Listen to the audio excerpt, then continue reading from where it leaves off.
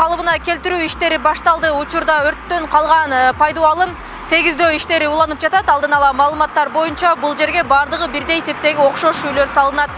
Өлкө башчысы Садыр Жапаров бул үйлөр 2 айдын ичинде бүткөрүлөт деп убада берген.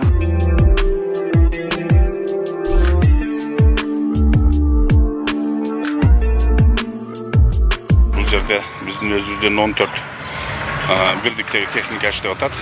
Андан тышкары 4 техника башка ишканалардан привлеченный техникалар иштеп атышат. Биздин биринчи тапшырмабыз ушул бардык баягы күйгөн имараттарды баарын тазалап, курулушка аянтчаларын даярдоо.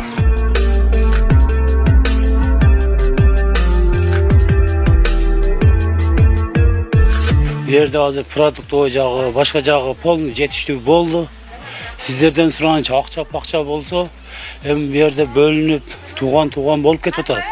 Огай амалеңде кылбаңыздар, боло турган болсо, мүмкүнчүлүк мен сиздерден 2 дүйнө суранам.